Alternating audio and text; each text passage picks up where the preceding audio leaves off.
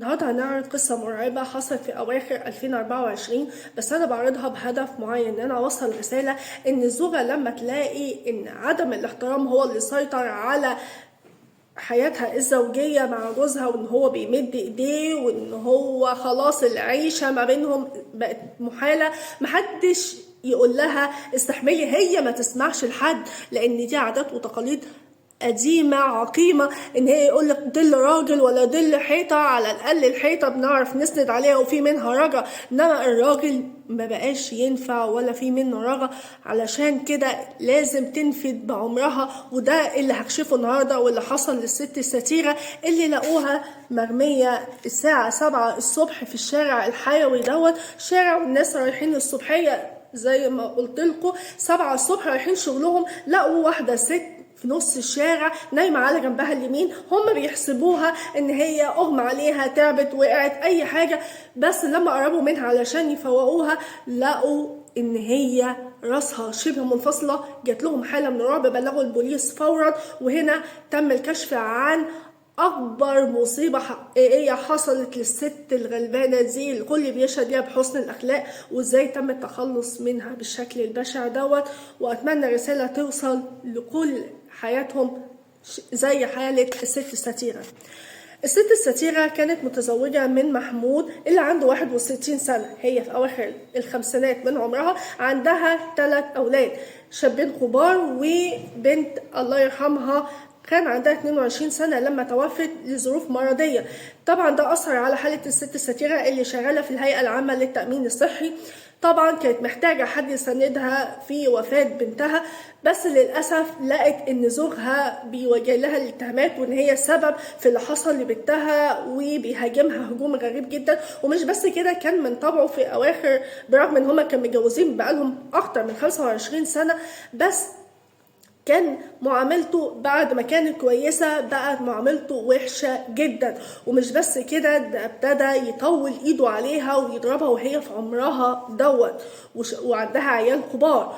ومش بس كده، ده كمان كان بيزود الطين بلة. كان غير الضرب والشتيمة والإهانة، كمان كان بياخد الفلوس من شنطتها غصب عنها، وكان فضايح كتيرة جدا ما بين الجيران، واللي حاولوا يدخلوا كتير ويصلحوا ما بينهم، بس كان ان هو ما بيحاولش يرتجع عن اللي هو يعمله. اشتكت كتير لاهلها عن اللي هو بيعمله فيها، بس كانت الكلمة المعتادة لأهلها: معلش يا حبيبتي اصبري، تعيشي معاه وتستحمليه، دي عشرة طويلة، أحسن ما تاخدي لقب المطلقة على الأقل. يعني أنا مش فاهمة لقب المطلقة دي، هل دي وصمة عار، حتة طين كده وجلة فهتتحط على الوش ويمشوا بيها؟ أنا مش فاهمة العادات المتخلفة دي لسه موجودة إزاي.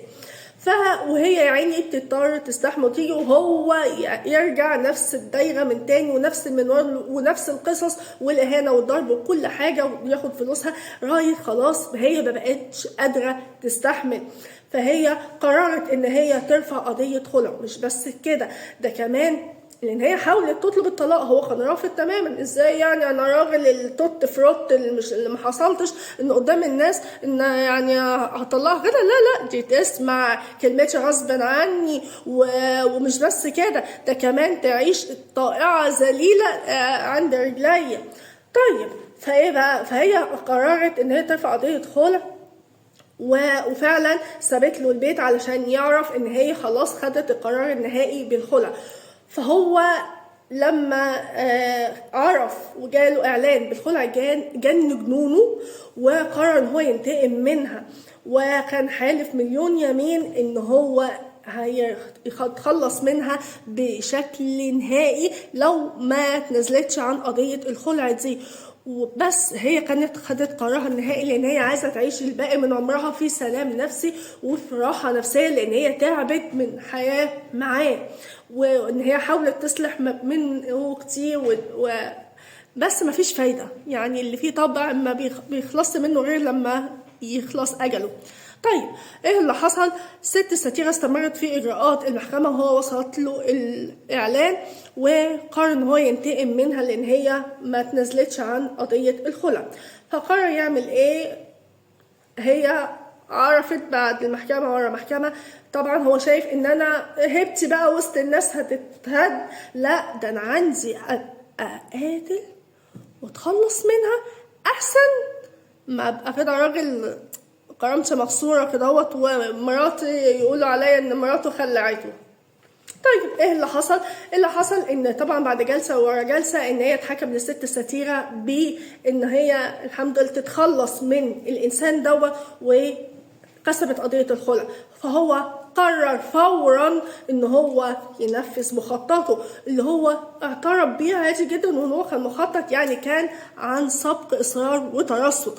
طبعا انتوا عارفين عقوبة ده ايه، يعمل ايه؟ هي تاني يوم كانت من اصدار الحكم بفوزها في قضية الخلع، كانت رايحة شغلها الساعة 7 الصبحية وهي نازلة من بيتها. هو راح لها عند البيت ومعاه أداة حادة، وراح لها وقعد يتهجم عليها بالأداة الحادة دوت. هي على سلم بيتها معرفتش تقاومه، فطبعا هو اتمكن منها ولغاية ما وقعت على سلم البيت.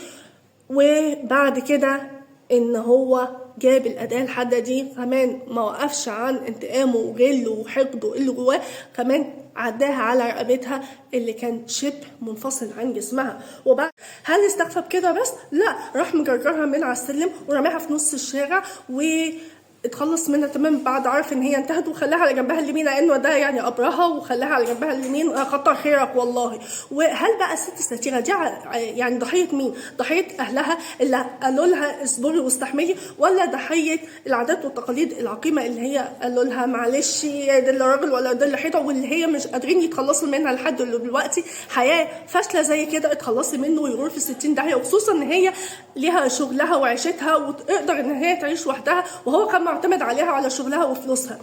ولا ايه بالظبط؟ حسبي الله ونعم الوكيل. هو لما مسكوه كان عادي جدا وكان مخطط ومرتب لكل حاجه.